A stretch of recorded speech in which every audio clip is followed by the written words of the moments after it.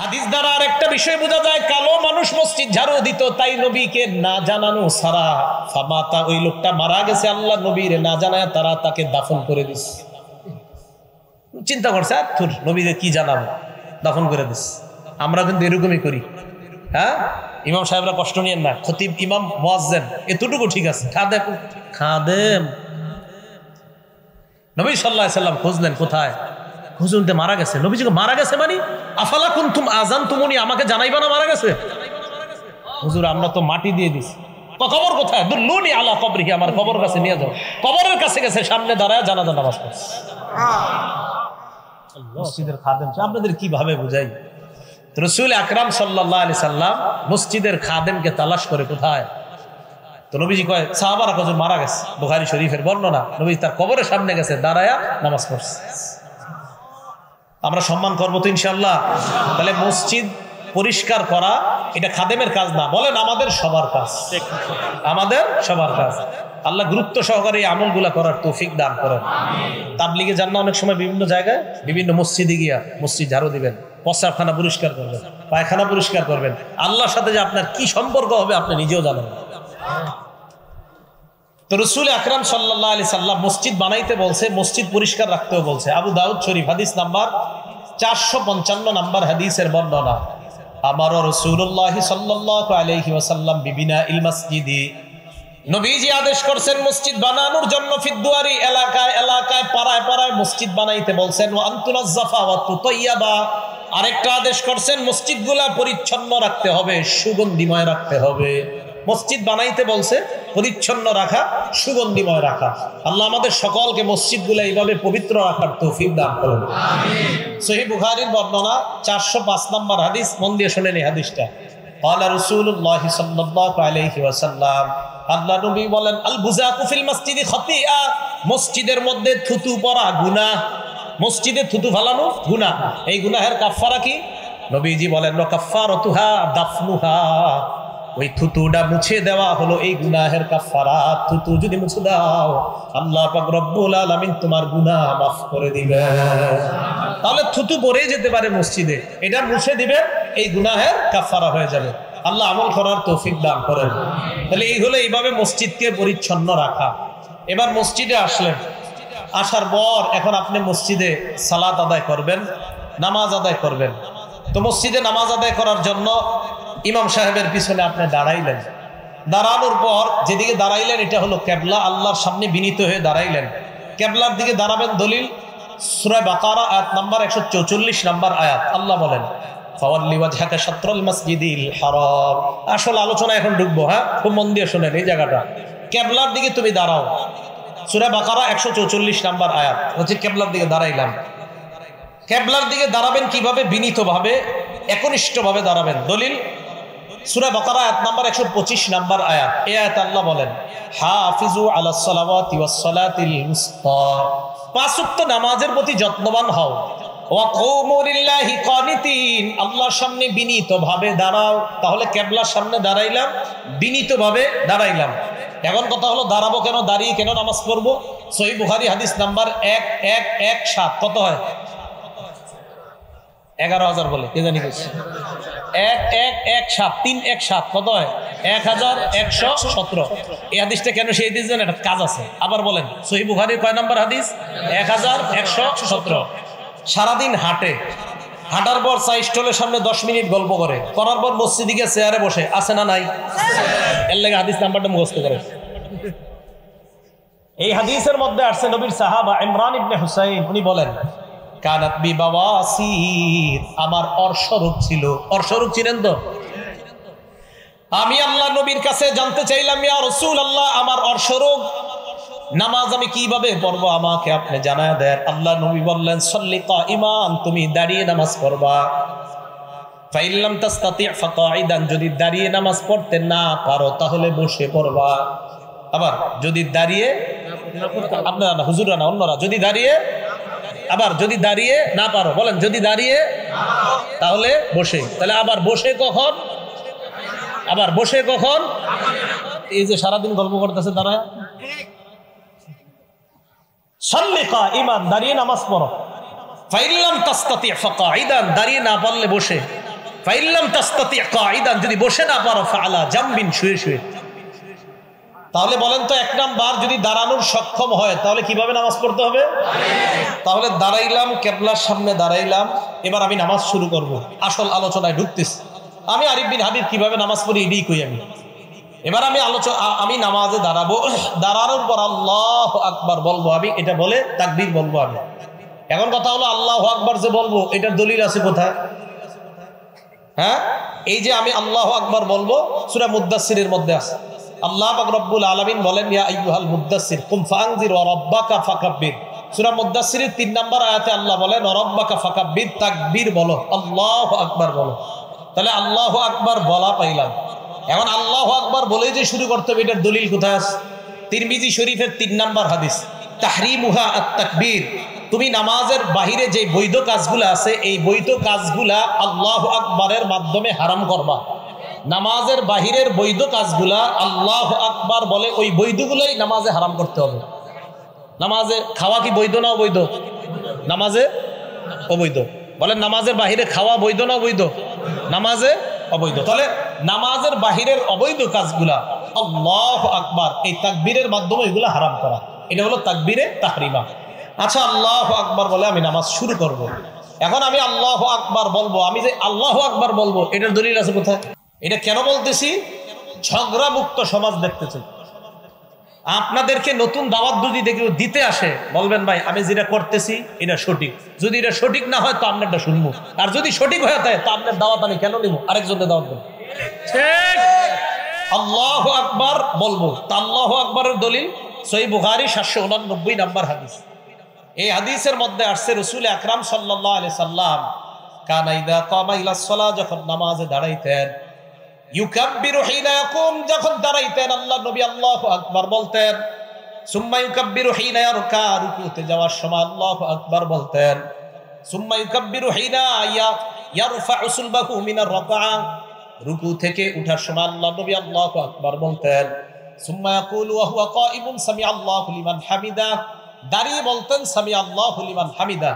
সুম্মা ইউকাব্বিরু হিনা ইয়াহবি, সিজদায় যাওয়ার সময় বলতেন আল্লাহু আকবার। সুম্মা ইয়াকাব্বিরু হিনা ইয়াসজুদ, দ্বিতীয় সিজদার সময় বলতেন আল্লাহু আকবার। সুম্মা ইউকাব্বিরু হিনা ইয়াকুমু মিনাস সিনতাইন, 2 রাকাত নামাজ পড়ার পর বৈশা যদি তৃতীয় রাকাত হয় অথবা 4 রাকাতওয়ালা নামাজ হয়, ওঠার সময় আবার আল্লাহু আকবার বলতেন। তাহলে আল্লাহু আকবার বলা, আল্লাহু আকবার বলার দলিল পাইলাম সহিহ বুখারীর 789 নম্বর হাদিস। আল্লাহু আকবার দলিল পাইছি কিনা? কোন জায়গায় যদি আমি দলিল না দিই, খপ করে আমারে ধরবেন আজকে। এইগুলো আল্লাহু আকবার বলার দলিল। এবার হইলো হাত কতটুকু উঠাবো, এই তো। আচ্ছা, মন দিয়ে শুনেন। মুসলিম শরীফের 390 নম্বর হাদিস, মাদ্রাসা পাঠ্যপুস্তক অনুযায়ী, হ্যাঁ কথা শুনেন, মাদ্রাসা পাঠ্যপুস্তক অনুযায়ী 3033টা হাদিস হবে। এই অনুযায়ী মুসলিম শরীফের 390 নম্বর হাদিস। এই হাদিসে আসছে, রাসূল আকরাম সাল্লাল্লাহু আলাইহি সাল্লাম যখন নামাজ শুরু করতেন, কাব্বারা, আল্লাহু আকবার বলতেন, ওয়া রাফা'a ইয়াদাইহি, হাত উঠাইতেন। হাত যখন উঠাইতেন, হাত্তা তাকুনা, হাতগুলা আল্লাহ নবীর এই পরিবার উঠতো, হাত্তা তাকুনা হাজওয়া মানকিবাই, কাঁধ বরাবর উঠাইতেন। বলেন কি বরাবর? খুব মন দিয়ে শুনেন। তাহলে মুসলিম শরীফের 390 নাম্বার হাদিসে পাইলাম কি বরাবর? কাঁধ। বলেন সবাই কি বরাবর?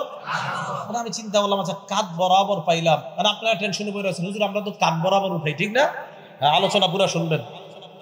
কাঁধ বরাবর পাইলাম, পাওয়ার পর এবার আমি আরিফ বিন হাবিব চিন্তা বইরা গেলাম, তো কাঁধ বরাবর পাইলাম, দেখি আর কিছু আছে কিনা। এবার মুসলিম শরীফের 391 নাম্বার হাদিস, মানে পরের হাদিসটা। এই হাদিসের বর্ণনাকারী মালিক ইবনুল হুয়াইরিস। এই মালিক ইবনুল হুয়াইরিস বলেন, আন্নাহু রাআ রাসূলুল্লাহ সাল্লাল্লাহু আলাইহি ওয়াসাল্লাম, মালিক ইবনুল হুয়াইরিস আল্লাহ নবীকে দেখলেন কাব্বারা, উনি তাকবীর বলে নামাজ শুরু করলেন। রফা ইয়াদাই, নামাজে শুরু করার সময় হাত উঠাইলেন। হাত এমন ভাবে আল্লাহ নবী উঠাইলেন, হাত্তা ইউহাজি বিহিমা উযুনাই, 2 হাত কান বরাবর উঠাইলেন। তাহলে 390 নাম্বার হাদিস কাঁধ বরাবর, 391 নাম্বার হাদিস কান বরাবর। বলেন আবার, 390 নাম্বার হাদিস কাঁধ, আর 391 নাম্বার হাদিস কান বরাবর। তাহলে 390 নাম্বার হাদিস মুসলিম শরীফের কাঁধ বরাবর, 391 নাম্বার হাদিস কান বরাবর। এখন কানের লতি নামে কোনো শব্দ শুনছেন নি? কানের লতি, আমরা কিন্তু ছোটবেলা থেকে শিখছি কানের লতি বরাবর। টেনশনে পড়ে গেলেন আপনারা, হুজুর লতির কথা কই পেয়েছেন? এই প্রশ্ন করেও লতির কথা এই 391 নম্বর হাদিসের শেষে আছে মুসলিম শরীফে। হ্যাঁ, এই হাদিসের শেষে আছে। বর্ণনাকারী কাতাদা। এই কাতাদা রাদিয়াল্লাহু তাআলা আনহুর বর্ণনা, আন্নাহু রাআ রাসূলুল্লাহ সাল্লাল্লাহু আলাইহি ওয়াসাল্লাম কাব্বারা, আল্লাহ নবী তাকবীর বললেন, রফা ইয়াদাই, নবী হাত উঠাইলেন, হাত্তা ইউহাদি বিহিমা ফুরুআ উযুনাই, আল্লাহ নবী দুই হাত কানের লতি বরাবর উঠাইছে। মুসলিম শরীফের 390 নম্বর হাদিস, কাঁধ বরাবর। বলেন কাঁধ কি বরাবর? কাঁধ। 391 নম্বর হাদিসে দুইটা আমল, একটা হলো কান বরাবর আর একটা কানের লতি বরাবর।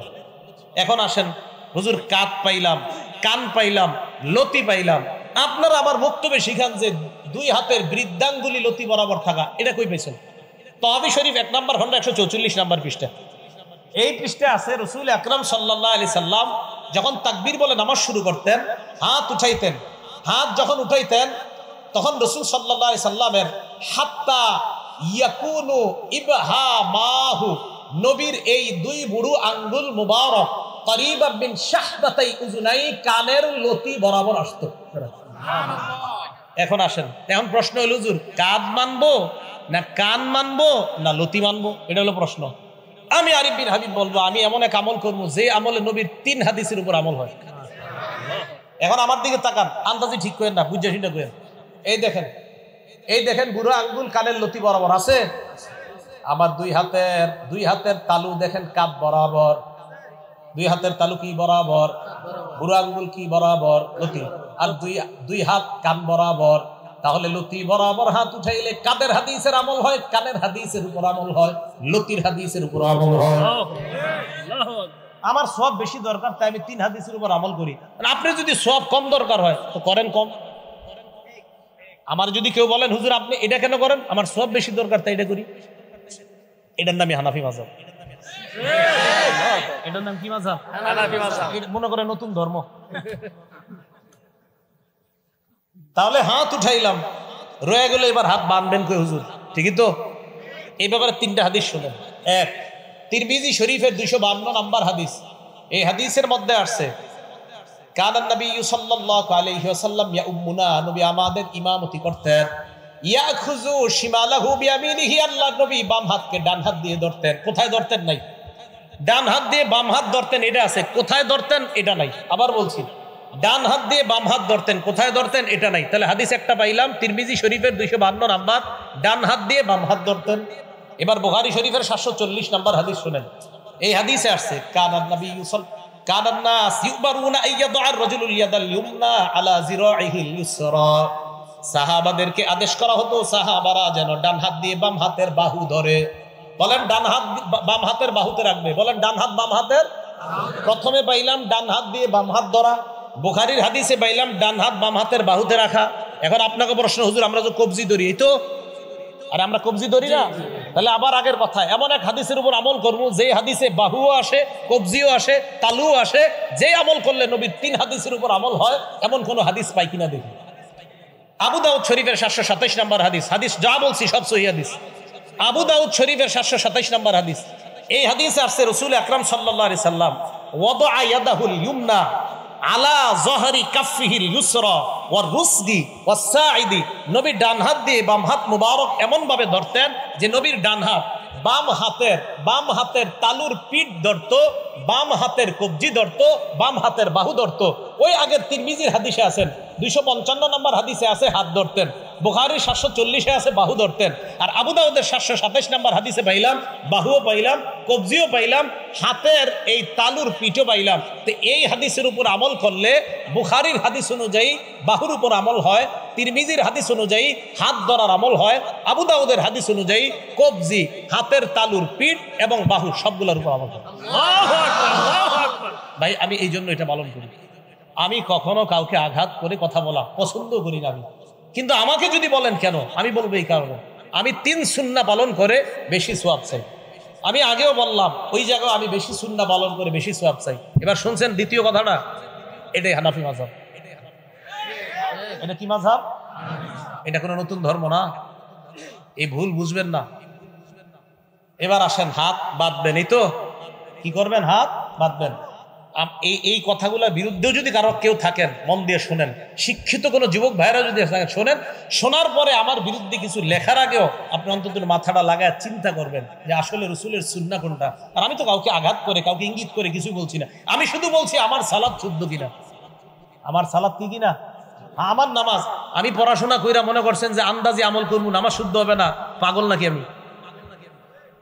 হ্যাঁ, তা আমি পড়ছি কি করতে? একজন ডাক্তার হয়েছে, ডাক্তার হওয়ার পর ওনারা আপনি বললেন তুমি পাগল, বেচারা কষ্ট পাবে না? তা আমি এই 16 বছর 20 বছর পড়াশোনা করলাম ভুল আমল করার জন্য না সঠিকটা জানার জন্য? তাই ভাই আমি আমারটা বলছি। এখন আসেন হাত রাখা। সহিহ ইবনে হিব্বান, আরো অনেকগুলা কিতাব আছে, বলে এই জায়গা খালি মুসান্নাফ ইবনে আবি শাইবা মনে রাখবেন। মুসান্নাফ ইবনে আবি শাইবা 3959 3959 নাম্বার হাদিস।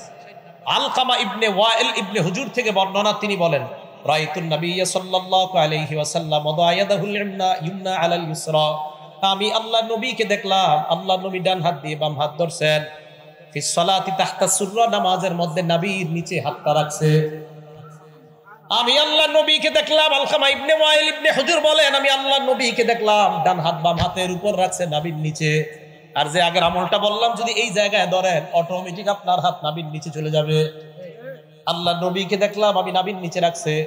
এটা হলো মুসান্নাফ ইবনে আবি শাইবার 3959 নাম্বার হাদিসের বর্ণনা, সনদ সহিহ। 3960 নাম্বার হাদিস যে বর্ণনা, ওইটারও সনদ সহিহ। ওই বর্ণনার মধ্যে এক তাবির বর্ণনা আছে সনদ সহিহ। উনিও বলছেন যে রাসূল আকরাম সাল্লাল্লাহু আলাইহি সাল্লামের নামাজের পদ্ধতি এটাই যে ডান হাতকে বাম হাতের উপরে রাখা।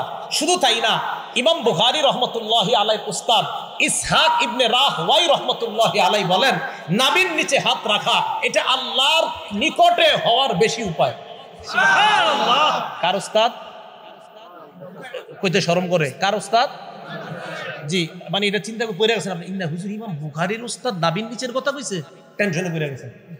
ইমাম বুখারী রাহমাতুল্লাহি আলাইহির উস্তাদ ইসহাক ইবনে রাহওয়াই উনি বলেন নাবি তাহতা সুররা, নাবির নিচে হাত রাখাটা আকরাবু ইলাল্লাহ, এটা আল্লাহর কাছে অধিক পৌঁছার এবং আল্লাহর আনুগত্য বেশি প্রকাশ পায় নাবির নিচে হাত রাখলে। আমি কিন্তু বলছি না অন্যগুলা ভুল, এটাও একবারও বলি নাই। আমি বলছি আমি কেন এইভাবে নামাজ পড়ি।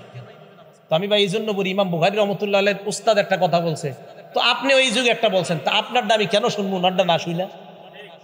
না যদি বলেন না হুজুর আমারটাই শুনতে হবে ওনারটা শুনেন না, তখন আমি কমু আচ্ছা তো কি করা, ঠিক আছে আপনারটাই শুনিয়া আইন, কি করবেন কোন?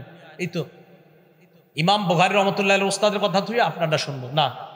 আমি আবারও বলছি আমি এইভাবে কেন নামাজ পড়ি, শুধু এগুলা বলছি।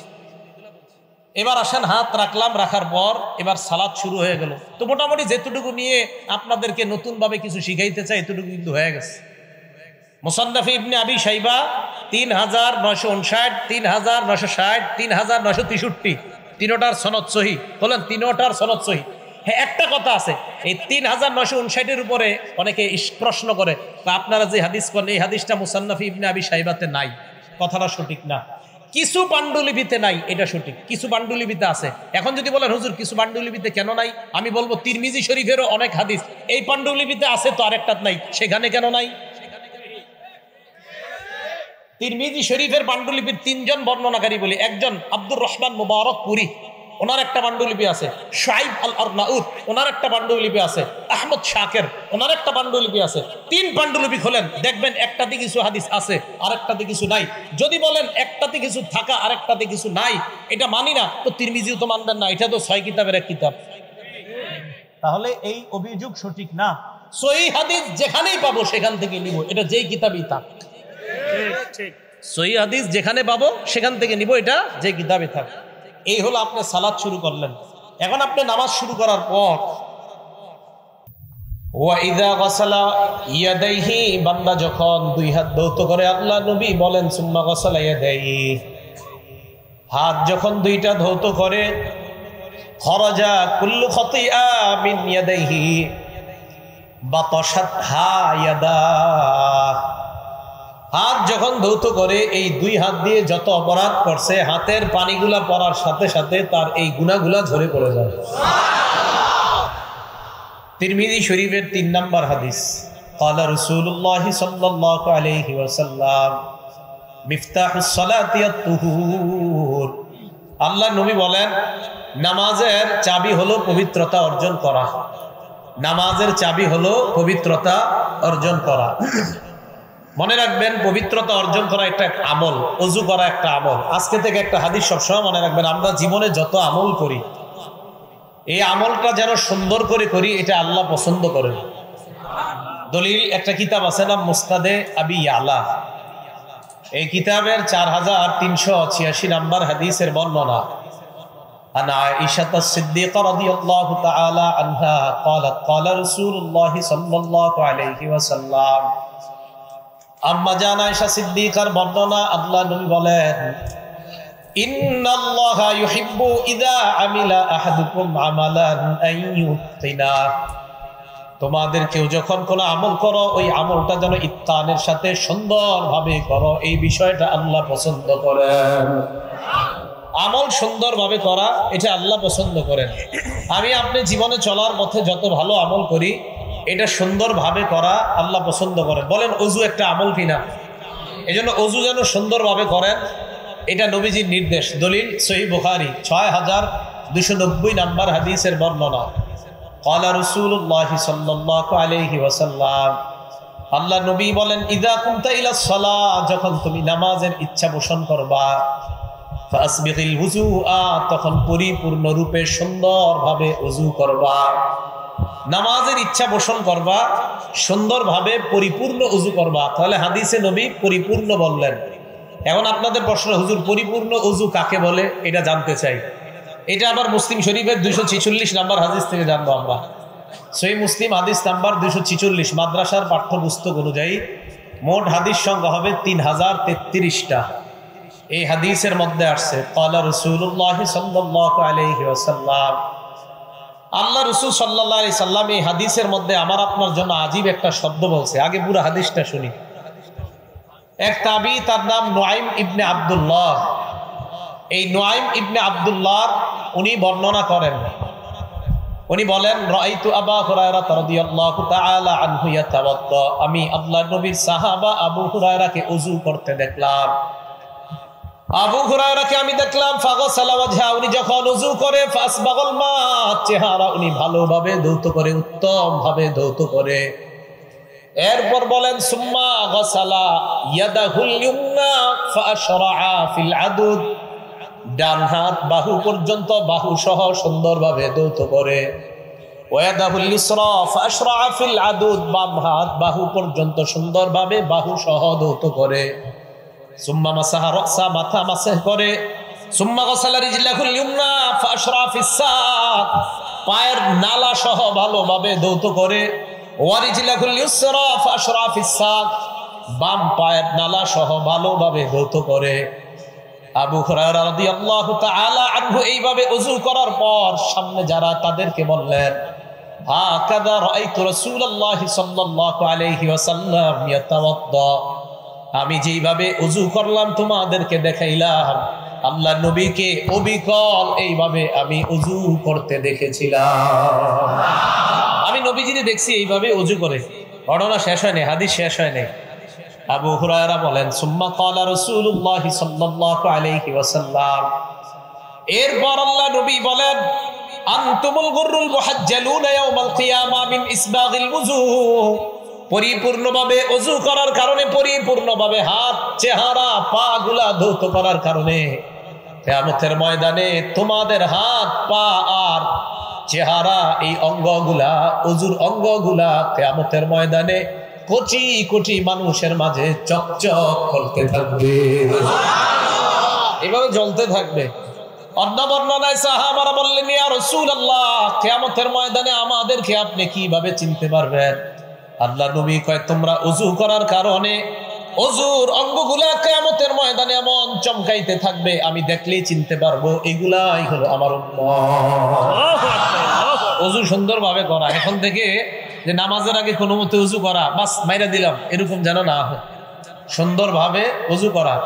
আল্লাহ নবী কয় ফামানিস্তাতা মিনকুম, তোমাদের কেউ যদি চাও তাহলে ফাল্যুতিল গুররাতা ওয়া তাহজিলা, তাহলে এই আলোটা, এই সৌন্দর্যতা আরো বাড়ায় নাও। তার মানে ওযু যত সুন্দর হবে, তোমার চেহারা, হাত, পা কিয়ামতের ময়দানে তত বেশি চমকাবে। এখন কথা আছে আরেকটা, কি কথা? ওযু করতে গিয়ে আপনি জামাত প্রথম রাকাতে তাকবীরুল্লাহ ধরতে গিয়ে কোনো মতে সেরে লাইছেন কান, অঙ্গ শুষ্ক রয়েছে, এটার কি ঝামেলা? ঝামেলা আছে। দলিল সহিহ বুখারী 60 নম্বর হাদিস, আব্দুল্লাহ ইবনে ওমর রাদিয়াল্লাহু তাআলা আনহুমার বর্ণনা। আব্দুল্লাহ ইবনে ওমর বলেন, তাখাল্লাফা আন্না নবী সাল্লাল্লাহু আলাইহি ওয়াসাল্লাম ফি সাফরাতিন সাফারনাহা, এক সফরে আমরা আল্লাহর নবীর সাথে ছিলাম। সফরে আমরা সামনে চলে গেলাম, কোন কারণে আল্লাহর নবী সফরে পিছনে পড়ে গেলেন। সফরে হইতে পারে না এরকম, আমরা সামনে চলে গেলাম, নবী পিছনে পড়ে গেলেন। ফাআদরাকানা, আল্লাহ নবী আমাদেরকে ধরে ফেললেন। ধরে ফেললেন মানে মোটামুটি কাছায় গেছে, এবার আমাদেরকে দেখা যায়। এর মাঝে ঘটনা হয়ে গেছে কি, ওয়াকাদ আরহাকাতনাস সালাহ, আসরের নামাজ ছুটে যাবে যাবে অবস্থা আমাদের। তাই আমরা চিন্তা করলাম তাড়াতাড়ি আসর পড়া দরকার। ওয়া নাহনু নাতাওয়াদ্দাউ, ওযু করতে লাগলাম। তো কোনো মতে আসর যেহেতু পড়তে হবে, আমরা ওযু করতে লাগলাম। ওয়াজআলনা নামসাহু আলা আরজুলিনা, পাগুলা কোনো মতে ধুইলাম, কোনো মতে তাড়াতাড়ি তাড়াতাড়ি ধুইয়া দাঁড়াইতে হবে। আল্লাহ নবী আমাদেরকে পিছন থেকে দেখলেন, নাদা বিআলা সাউতিহি, জোরে ডাক দিলেন, এইভাবে জোরে ডাক দিস, ওয়াইলুল লিল আকাবি মিনান নার, ওয়াইলুল লিল আকাবি মিনান নার, ওয়াইলুল লিল আকাবি মিনান নার। নবীজি একবার দুইবার, হাদিসের বর্ণনায় দুইবার বা তিনবার বললেন, যে অঙ্গগুলা ধৌত করা হয় নাই এইগুলা জাহান্নামে। পায়ের পিছনে তোমাদের শুকনা রয়েছে, এই শুকনা অঙ্গগুলা জাহান্নামে। পায়ের পিছনে শুকনা রয়েছে, শুকনা অঙ্গগুলা জাহান্নামে। নবী সাল্লাল্লাহু আলাইহি সাল্লাম বললেন, তাড়াহুড়া করে যে ওযু করলা, পায়ের পিছনে তো শুকনা রয়ে গেছে, এটা জাহান্নামে যাবে। তো পা যদি না ধোয়ার কারণে জাহান্নামে যায়, জাহান্নামে কি শুধু পায়ের অংশ যাবে না পুরো বডি যাবে? বডি যাবে। তাহলে আল্লাহ আমাদেরকে সতর্কতার সাথে ওযু পরিপূর্ণ রূপে করার তৌফিক দান করেন। এখন কথা হলো, ওযু পরিপূর্ণ করতে গিয়ে আবার পানি অপচয় করা যাবে না? কি করা যাবে না বলেন না, কি করা যাবে না? আপনারা যে ট্যাপ কল ছাড়েন মসজিদে, প্রচুর পরিমাণ পানি অপচয় করেন। দলিল ইবনে মাজাহ 425 নম্বর হাদিস, ইবনে মাজাহ হাদিসের কিতাব 425। মাররা রাসূলুল্লাহ সাল্লাল্লাহু আলাইহি ওয়াসাল্লাম বিসাআদ, আল্লাহ নবী তার সাহাবা সাদ রাদিয়াল্লাহু তাআলা আনহুর পাশ দিয়ে অতিক্রম করলেন। সাদ রাদিয়াল্লাহু তাআলা আন ওযু করতেছিলেন, আল্লাহ নবী তাকে বললেন, মা হাদা সারফু ইয়া সাদ, এ সাদ, ওযুর মধ্যে এত অপচয় কেন করো? হযরতে সাদ জবাব দিলেন, ইয়া রাসূলুল্লাহ আফিল ওযু ইসরাফ, হুজুর ওযুর মধ্যেও কি অপচয় হয়? আল্লাহ নবী জবাব দিলেন, নাম ওয়া ইন কুনতা আলা নাহরিন জার, প্রবাহমান নদী সমুদ্রের মধ্যেও যদি ওযু করো আর যদি বেশি পানি খরচ করো, এটা অপচয়। সমুদ্রে আপনি ওযু করলেন, সমুদ্রে কি পানি শেষ হবে? নবীজি কয়, সমুদ্র নদীর মধ্যেও যদি ওযু করো আর এই ওযুতেও যদি তোমার পানি বেশি খরচ হয়, এটা অপচয়। তাহলে ট্যাপ কল দিয়ে যারা ওযু করেন, এটা সতর্কতার সাথে ওযু করা। এজন্য আপনারা মা বোনরা যারা বাসা বাড়িতে ওযু করি, আমি আপনি আমরা সবাই ট্যাপ কলে ওযু না করে ওখান থেকে পানিটা নিয়ে আলাদা কোনো পাত্রে দিয়ে ওযু করলে তাহলে পরিমিত পানি খরচ হবে, এই পানির অপচয় নামক গুনাহ থেকে বাঁচা যাবে। আল্লাহ আমাদেরকে বুঝার তৌফিক দান করেন। এখন আপনি ওযু করলেন, ওযু করার পর কি দোয়া পড়বেন? আপনি চাইলেই ওযু করার সাথে সাথে জান্নাতের 8টা দরজা খুলতে পারবেন। কয়টা দরজা? 8টা দরজা। মুসলিম শরীফ 234 নম্বর হাদিস। ক্বালা রাসূলুল্লাহ সাল্লাল্লাহু আলাইহি ওয়াসাল্লাম, আল্লাহ নবী বলেন, মা মিনকুম মিন আহাদিন ইয়াতাওয়াদ্দা, তোমাদের কেউ যখন ওযু করবা, ওযু করার পর ফায়ুবলিগুল উযুআ আও ইউসবিকুল উযুআ, পরিপূর্ণ রূপে ওযু করবা। করার পর সুম্মা ইয়াকুল, এরপর তোমরা পড়বা, আশহাদু আল্লা ইলাহা ইল্লাল্লাহ ওয়া আন্না মুহাম্মাদান আবদুহু ওয়া রাসূলুহু, এটা বললেও হবে। আর আপনারা যেটা পারেন, ওয়া আশহাদু আন্না মুহাম্মাদান আবদুহু ওয়া রাসূলুহু, এটা বললেও হবে। এরপর পড়বেন, আল্লাহুম্মা জাআলনি মিনাত তাওয়াবিনা ওয়া জাআলনি মিনাল মুতাতাহহিরিন। নবীজি বলেন, ইল্লা ফুতিহাত লাহু আবওয়াবুল জান্নাতিস সামানিয়া, এই দোয়াটা কালিমায়ে শাহাদাত পড়তে দেরি সাথে সাথে আল্লাহর জান্নাতের 8টা দরজা খুলে দাও। নবীজি বলেন, ইয়াদখুলু মিন আইয়িহা শা, সে যেই দরজা দিয়ে মন চায় ওই দরজা দিয়ে জান্নাতে প্রবেশ করবে। এখন ওযু করার সাথে সাথে আপনি আরেকটা আমল করতে পারেন, যে আমল করার কারণে নবীজি হযরত বেলাল রাদিয়াল্লাহু তাআলা আনহুর পায়ের জুতার আওয়াজ আরশে গিয়ে শুনতে পেয়েছে।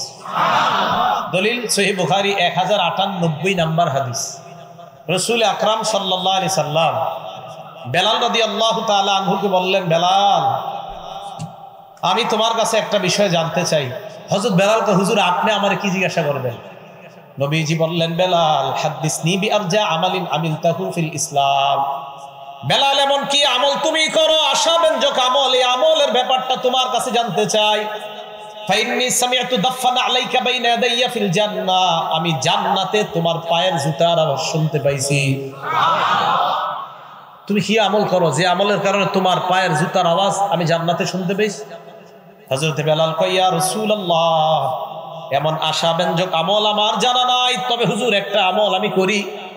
গায়রা আন্নী লাম আতাতাহহার বিতুহুরিন ফি সাআতি লাইলিন আও নাহার, দিনে এবং রাতে যখনই আমি ওযু করি, ওযু করার সাথে সাথে ইল্লা সাল্লাইতু মা কুতিবালি আন উসাল্লিয়া, আমারে আল্লাহ যত পরিমাণ তৌফিক দেয় এই পরিমাণ নামাজ আমি আদায় করি। আল্লাহ নবী কয়, বেলাল, তোমার এই আমলের কারণে তোমার পায়ের জুতার আওয়াজ আমি নবী জান্নাত থেকে শুনতে পাইলাম। তাহিয়াতুল ওযু বলে, কি বলে? ওযু করার পর 2 রাকাত নামাজ আদায় করা। আচ্ছা, এবার ওযু করলেন, ওযু করার পর মসজিদে আসবেন। কোথায় আসবেন বলেন? মসজিদে আসবেন। আসার সময় কি করবেন? মুসলিম শরীফের 713 নাম্বার হাদিস। ক্বালা রাসূলুল্লাহ সাল্লাল্লাহু আলাইহি ওয়াসাল্লাম, আল্লাহ নবী বলেন, ইদা দাখালা আহাদুকুমুল মাসজিদা, তোমাদের কেউ যখন মসজিদে প্রবেশ করবা, ফালইসাল্লিম আলান নবী সাল্লাল্লাহু আলাইহি ওয়াসাল্লাম, নবীর উপর দুরূদ পড়বা, এরপর পড়বা আল্লাহুম্মা ইফতাহলি আবওয়াবা রাহমাতিক। এটা গুরুত্ব দিয়ে পড়েন তো, আল্লাহুম্মা ইফতাহলি আবওয়াবা রাহমাতিক। প্রত্যেক মসজিদের দরজায় লেখা আছে, এরপরে পড়ে না। আচ্ছা, একটু ভাবেন তো, যখন আপনি মসজিদের দরজা দিয়ে ঢুকতেছেন আর পড়লেন আল্লাহুম্মা ইফতাহলি আবওয়াবা রাহমাতিক, আল্লাহ আপনার রহমতের দরজাগুলো আমার জন্য খুলে দেন, ঘটনাচক্রে যদি ওই মুহূর্তে আপনার দোয়া আল্লাহ কবুল করে ফেলেন, তা আপনি কেন পড়বেন না? এটা পড়বেন আর একিন রাখবেন, আল্লাহ আল্লাহ আজকে কবুল করেন। আবার একিন রাখবেন, আল্লাহ আসরের সময় বললাম আজকে কবুল করেন। আল্লাহ মাগরিবেও দোয়াটা বললাম কবুল করেন। আরে আল্লাহ যদি কবুল করেই নেই তো রহমতের সব দরজা তো আপনার জন্য খোলা। পড়বেন তো ইনশাআল্লাহ। এরপর মসজিদে যখন আসবেন, এই ইন্তেমন দিয়ে শুনেন, মসজিদে আসার পর খাদেম সাহেবরে খুঁজবেন, খুঁজে বলবেন, খাদেম সাহেব মসজিদে এত ময়লা কেন? আপনি কি করেন সারাদিন? বেতন কম দিন। এটা কেন না? কারণ নবীজি সাল্লাল্লাহু আলাইহি সাল্লাম মসজিদের ময়লা নিজে পরিষ্কার করছে। আমি আর আপনি কত বড় যে বাহাদুর হয়ে গেছে। কে পরিষ্কার করছে? ঠিকের আওয়াজ আসতে হয়েছে, মানে এই কাজ করতে রাজি না, এই কাজ করতে রাজি না। আল্লাহর রাসূল যেখানে কাজ করছে মসজিদের, তাও কি ময়লা? নাকের, আরেকজনের নাকের ময়লা নবী নিজে পরিষ্কার করছে। আপনারা দেখেন লাট বাহাদুর। দলিল সহিহ বুখারী 5760 নাম্বার হাদিস। বুখারীর সব মানে খালি ইদা মানতে চান। বাইনামান নবী সাল্লাল্লাহু আলাইহি ওয়াসাল্লাম ইউসাল্লি, আল্লাহ নবী নামাজে দাঁড়াইলেন। নামাজে দাঁড়ানোর পর রাআ ফি কিবলাতিল মসজিদি নুখামা, মসজিদের কিবলার মধ্যে সামনের দেয়ালের মধ্যে আল্লাহ নবী দেখলেন নাকের ময়লা দেখা যায়। নাকের ময়লা দেখার পর হাক্কাহা বিয়াদিহি, আল্লাহ নবী নিজের হাত মুবারকের মাধ্যমে ওই নাকের ময়লা পরিষ্কার করলেন। ফাতাগাইয়াজা, এরপর নবীর চেহারা মুবারক লাল হয়ে গেছে, রাগে নবীর চেহারা মুবারক লাল। আল্লাহ নবী কয়, তোমরা কি করো মসজিদের মধ্যে আইসা নাকের ময়লা ফালাও? শোনো তোমরা, ইন্না আহদাকুম ইযা কানা ফিস সালাত, তোমাদের কেউ যখন নামাজের মধ্যে থাকো, ফা ইন্নাল্লাহা হিয়ালা ওয়াজহিহি, মনে রাখবা তোমার সামনে আল্লাহ থাকেন। ফালা ইয়াতানাখামান্না আহাদুকুম হিয়ালা ওয়াজহিহি, চেহারার দিকে কখনো থুতু নাকের ময়লা ফালাইবা না, কারণ তোমার চেহারার সামনে আল্লাহ। যাই হোক, এখান থেকে দলিল পাইলাম মসজিদের ময়লা আমার নবী সাল্লাল্লাহু আলাইহি সাল্লাম সাধারণ ময়লা না, আরেকজনের নাকের ময়লা নিজ হাতে পরিষ্কার করছে। আমরা যারা মসজিদে যাব, যাওয়ার পর কোনো ময়লা দেখলে যদি সম্ভব হয় নিজে ময়লাটা পরিষ্কার করেন। কি আপনারা সবাই আমলটা করতে রাজি আছেন তো? ইনশাআল্লাহ আল্লাহ তৌফিক দান করেন। সূরা নূর আয়াত নাম্বার 36 নাম্বার আয়াত। এই আয়াতে আল্লাহ বলেন, ফি বুয়ুতিন আযিনাল্লাহু আন তুরফা, মসজিদের ব্যাপারে আল্লাহ আদেশ করেছেন মসজিদের যেন মর্যাদা রক্ষা করা হয়, মসজিদের যেন সম্মান রক্ষা করা হয়, মসজিদ যেন সর্বদা পাক সাফ রাখা হয়। বুখারীর 446 নম্বর হাদিসের বর্ণনা, আন্না রাজুলান আসওয়াদা আও ইমরাআতান সাউদা কানা ইয়াকুমুল মাসজিদা, একজন কালা ব্যক্তি অথবা কালো নারী মসজিদ পরিষ্কার করত, মসজিদ ঝাড়ু দিত। এক কালা লোক মসজিদ ঝাড়ু দিত। এজন্য মনে রাখবেন, কালে হুয়া তো কিয়া হুয়া দিল ওয়ালে হুয়া। কালা তো সমস্যা কি, যদি দিল ঠিক থাকে তো কালা সমস্যা নয়, আল্লাহর কাছে অনেক ভালো। হযরতে বেলাল রাদিয়াল্লাহু তাআলা আনহুর পায়ের জুতার আওয়াজ জান্নাতে পাওয়া যায়, যে বেলাল রাদিয়াল্লাহু তাআলা আনহুকে সমাজের সম্ভ্রান্ত ব্যক্তিরা গণত না, তা আপনি না বললে কি হবে, জান্নাতে আল্লাহ গণতেছে। রাসূল আকরাম সাল্লাল্লাহু আলাইহি সাল্লাম ওই কালো পুরুষটা আর কালো নারী তো মসজিদ ঝাড়ু দিত। হাদিসের মধ্যে আসছে হয়তো একটা পুরুষ ছিল উনি কালো, অথবা একজন নারী ছিল উনি কালো। সহিহ বুখারীর 446 নম্বর হাদিস। নবী সাল্লাল্লাহু আলাইহি সাল্লাম একদিন আসলেন, আসার পর এই দুইজনের, অর্থাৎ এটা কালো পুরুষও হতে পারে নারী হতে পারে, দেখে নাই। ফাসাআলা আনহু নবী সাল্লাল্লাহু আলাইহি ওয়াসাল্লাম, নবী প্রশ্ন করলেন কি ব্যাপার, সে কোথায়? হাদিস দ্বারা কি বোঝা যায় জানেননি? যে লোকটা মসজিদ ঝাড়ু দিত তারে নবী মনে মনে খুব মায়া করতেন, খুব মহব্বত করতেন। আয়েশা খুঁজতেছে কোথায়। হাদিস দ্বারা আর একটা বিষয় বোঝা যায়, কালো মানুষ মসজিদ ঝাড়ু দিত, তাই নবীকে না জানানো সারা ফামাতা, ওই লোকটা মারা গেছে, আল্লাহ নবীরে না জানায় তারা তাকে দাফন করে দিস। চিন্তা করছে নবীরে কি জানাবো, দাফন করে দিস। আমরা কিন্তু এরকমই করি। হ্যাঁ, ইমাম সাহেবরা কষ্ট নিয়েন না, খতিব ইমাম মুয়াজ্জিন এতটুকু ঠিক আছে, খাদেম। নবী সাল্লাল্লাহু আলাইহি সাল্লাম খুঁজলেন কোথায়, হুজুরতে মারা গেছে। নবীজি মারা গেছে মানে আফালা কুনতুম আযানতুমুনি, আমাকে জানাইবা না মারা গেছে? হুজুর আমরা তো মাটি দিয়ে দিছি। কবর কোথায়? দুল্লুনি আলা কবরিহি, আমার কবর কাছে নিয়ে যাও। কবরের কাছে গেছে, সামনে দাঁড়ায় জানাজা নামাজ পড়ছে। মসজিদের খাদেম আপনাদের কিভাবে বুঝাই? রাসূল আকরাম সাল্লাল্লাহু আলাইহি সাল্লাম মসজিদের খাদেমকে তালাশ করে কোথায়, তো নবীজি কয় সাহাবারা হুজুর মারা গেছে। বুখারী শরীফের বর্ণনা, নবী তার কবরের সামনে গেছে, দাঁড়ায়া নামাজ পড়ছে। আমরা সম্মান করবো তো ইনশাআল্লাহ। তাহলে মসজিদ পরিষ্কার করা এটা খাদেমের কাজ না, বলেন আমাদের সবার কাজ, আমাদের সবার কাজ। আল্লাহ গুরুত্ব সহকারে এই আমলগুলা করার তৌফিক দান করেন। তাবলিগে যান না অনেক সময় বিভিন্ন জায়গায়, বিভিন্ন মসজিদে গিয়া মসজিদ ঝাড়ু দিবেন, প্রস্রাবখানা পরিষ্কার করবেন, পায়খানা পরিষ্কার করবেন। আল্লাহর সাথে যে আপনার কি সম্পর্ক হবে আপনি নিজেও জানেন। তো রাসূল আকরাম সাল্লাল্লাহু আলাইহি সাল্লাম মসজিদ বানাইতে বলছে, মসজিদ পরিষ্কার রাখতেও বলছে। আবু দাউদ শরীফ হাদিস নাম্বার 455 নম্বর হাদিসের বর্ণনা, আমার রাসূলুল্লাহ সাল্লাল্লাহু আলাইহি ওয়াসাল্লাম বিবিনাইল মসজিদি, নবীজি আদেশ করছেন মসজিদ বানানোর জন্য। ফিদ্দুয়ারি, এলাকায় এলাকায় পাড়ায় পাড়ায় মসজিদ বানাইতে বলছেন। ওয়া আনতুনাজ্জাফা ওয়া তুতাইয়াবা, আরেকটা আদেশ করছেন মসজিদগুলা পরিচ্ছন্ন রাখতে হবে, সুগন্ধিময় রাখতে হবে। মসজিদ বানাইতে বলছে, পরিচ্ছন্ন রাখা, সুগন্ধিময় রাখা। আল্লাহ আমাদের সকলকে মসজিদগুলো এইভাবে পবিত্র রাখার তৌফিক দান করুন, আমিন। সহিহ বুখারীর বর্ণনা 405 নম্বর হাদিস, মন দিয়ে শুনেন এই হাদিসটা। ক্বালা রাসূলুল্লাহ সাল্লাল্লাহু আলাইহি ওয়াসাল্লাম, আল্লাহ নবী বলেন, আল বুযাকু ফিল মসজিদি খাতিআ, মসজিদের মধ্যে থুতু পড়া গুনাহ, মসজিদে থুতু ফালানো গুনাহ। এই গুনাহের কাফারা কি? নবীজি বলেন, ওয়া কাফারাতুহা দাফনুহা, ওই থুতুটা মুছে দেওয়া হলো এই গুনাহের কাফারা। থুতু যদি মুছে দাও আল্লাহ পাক রব্বুল আলামিন তোমার গুনাহ মাফ করে দিবেন। তাহলে থুতু পড়ে যেতে পারে মসজিদে, এটা মুছে দিবে, এই গুনাহের কাফারা হয়ে যাবে। আল্লাহ আমল করার তৌফিক দান করেন। তাহলে এই হলো এইভাবে মসজিদকে পরিচ্ছন্ন রাখা। এবার মসজিদে আসলেন, আসার পর এখন আপনি মসজিদে সালাত আদায় করবেন, নামাজ আদায় করবেন। তো মসজিদে নামাজ আদায় করার জন্য ইমাম সাহেবের পিছনে আপনি দাঁড়াইলেন। দাঁড়ানোর পর যেদিকে দাঁড়াইলেন এটা হলো কেবলা, আল্লাহর সামনে বিনীত হয়ে দাঁড়াইলেন। কেবলার দিকে দাঁড়াবেন। দলিল সূরা বাকারা আয়াত নাম্বার 144 নম্বর আয়াত, আল্লাহ বলেন, ফাওয়াল্লি ওয়াজহাকা শাতরাল মাসজিদিল হারাম। আসল আলোচনা এখন ঢুকবো, হ্যাঁ, খুব মন দিয়ে শুনেন এই জায়গাটা। কেবলার দিকে তুমি দাঁড়াও, সূরা বাকারা 144 নম্বর আয়াত হচ্ছে কেবলার দিকে দাঁড়াইলাম। কেবলার দিকে দাঁড়াবেন কিভাবে? বিনীতভাবে, একনিষ্ঠভাবে দাঁড়াবেন। দলিল সূরা বাকারা আয়াত নাম্বার 125 নম্বর আয়াত। এই আয়াতে আল্লাহ বলেন, হাফিজু আলাস সালাওয়াতি ওয়াস সালাতিল উসতা, 5 ওয়াক্ত নামাজের প্রতি যত্নবান হও। ওয়াকুমু লিল্লাহি কানিতিন, আল্লাহর সামনে বিনীতভাবে দাঁড়াও। তাহলে কিবলার সামনে দাঁড়াইলাম, বিনীতভাবে দাঁড়াইলাম। এখন কথা হলো দাঁড়াবো কেন, দাঁড়িয়ে কেন নামাজ পড়বো?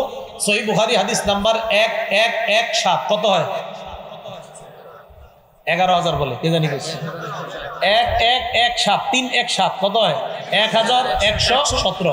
এই হাদিসটা কেন সেই হাদিস জানেন? একটা কাজ আছে। আবার বলেন, সহিহ বুখারীর কয় নাম্বার হাদিস? 1117। সারাদিন হাঁটে, হাঁটার পর চা স্টলের সামনে 10 মিনিট গল্প করে, করার পর মসজিদে গিয়ে চেয়ারে বসে, আছে না নাই? এর লাগে হাদিস নাম্বারটা মুখস্থ করে। এই হাদিসের মধ্যে আসছে নবীর সাহাবা ইমরান ইবনে হুসাইন, উনি বলেন কানাত বি বাওয়াসির, আমার অর্শরোগ ছিল। অর্শরোগ ছিলেন তো? আমি আল্লাহ নবীর কাছে জানতে চাইলাম, ইয়া রাসূলুল্লাহ, আমার অর্শরোগ, নামাজ আমি কিভাবে পড়বো আমাকে আপনি জানায় দেন। আল্লাহ নবী বললেন সল্লি কাইমান, তুমি দাঁড়িয়ে নামাজ পড়বা। ফাইন লাম তাস্তাতি ফাকাইদান, যদি দাঁড়িয়ে নামাজ পড়তে না পারো তাহলে বসে পড়বা। আবার যদি দাঁড়িয়ে, আপনারা না, হুজুররা না, অন্যরা, যদি দাঁড়িয়ে, আবার যদি দাঁড়িয়ে না পারো, বলেন যদি দাঁড়িয়ে তাহলে বসে। তাহলে আবার বসে কখন? আবার বসে কখন? এই যে সারাদিন গল্প করতেছে দাঁড়ায়, সল্লি কাইমান, দাঁড়িয়ে নামাজ পড়ো। ফাইন লাম তাস্তাতি ফাকাইদান, দাঁড়িয়ে না পারলে বসে। ফাইন লাম তাস্তাতি কাইদান, যদি বসে না পারো ফাআলা জামবিন, শুয়ে শুয়ে। তাহলে বলেন তো, 1 নাম্বার যদি দাঁড়ানোর সক্ষম হয় তাহলে কিভাবে নামাজ পড়তে হবে? তাহলে দাঁড়াইলাম, কিবলার সামনে দাঁড়াইলাম, এবার আমি নামাজ শুরু করব। আসল আলোচনায় ঢুকতেছি। আমি আরিফ বিন হাবিব কিভাবে নামাজ পড়ি এটাই কই আমি। এবার আমি নামাজে দাঁড়াবো, দাঁড়ানোর পর আল্লাহু আকবার বলবো আমি, এটা বলে তাকবীর বলবো আমি। এখন কথা হলো আল্লাহু আকবার যে বলবো এটার দলিল আছে কোথায়? হ্যাঁ, এই যে আমি আল্লাহু আকবার বলবো সূরা মুদ্দাসসিরের মধ্যে আছে। আল্লাহ পাক রব্বুল আলামিন বলেন ইয়া আইয়ুহাল মুদ্দাসসির কুম ফাআনজির ওয়া রাব্বাকা ফাকাব্বির। সূরা মুদ্দাসসিরের 3 নম্বর আয়াতে আল্লাহ বলেন ওয়া রাব্বাকা ফাকাব্বির, তাকবীর বলো, আল্লাহু আকবার বলো। তাহলে আল্লাহু আকবার বলা পাইলাম। এখন আল্লাহু আকবার বলেই যে শুরু করতে হবে এটার দলিল কোথায় আছে? তিরমিজি শরীফের 3 নম্বর হাদিস, তাহরিমুহা আত-তাকবীর। তুমি নামাজের বাহিরে যে বৈধ কাজগুলো আছে এই বৈধ কাজগুলা আল্লাহু আকবারের মাধ্যমে হারাম করবা। নামাজের বাহিরের বৈধ কাজগুলা আল্লাহু আকবার বলে ওই বৈধগুলাই নামাজে হারাম করতে হবে। নামাজে খাওয়া কি বৈধ না অবৈধ? নামাজে অবৈধ। বলেন নামাজের বাহিরে খাওয়া বৈধ না অবৈধ? নামাজে অবৈধ। তাহলে নামাজের বাহিরের অবৈধ কাজগুলা আল্লাহু আকবার এই তাকবীরের মাধ্যমে এগুলা হারাম করা, এটা হলো তাকবীরে তাহরিমা। আচ্ছা, আল্লাহু আকবার বলে আমি নামাজ শুরু করব। এখন আমি আল্লাহু আকবার বলবো, আমি যে আল্লাহু আকবার বলবো এটার দলিল আছে কোথায়? এটা কেন বলতেছি? ঝগড়া মুক্ত সমাজ দেখতে চাই। আপনাদেরকে নতুন দাওয়াত যদি দিতে আসে বলবেন ভাই আমি যেটা করতেছি এটা সঠিক, যদি এটা সঠিক না হয় তো আপনারটা শুনবো, আর যদি সঠিক হয়ে থাকে তো আপনার দাওয়াত আমি কেন নিব, আরেকজনের দাওয়াত দেব। ঠিক, আল্লাহু আকবার বলবো। তা আল্লাহু আকবারের দলিল সহিহ বুখারী 789 নম্বর হাদিস। এই হাদিসের মধ্যে আসছে রাসূল আকরাম সাল্লাল্লাহু আলাইহি সাল্লাম কানা ইযা কামা ইলা সালাহ, যখন নামাজে দাঁড়াইতেন, ইউকাব্বিরু হিনা ইয়াকুম, যখন দাঁড়াইতেন আল্লাহ নবী আল্লাহু আকবার বলতেন।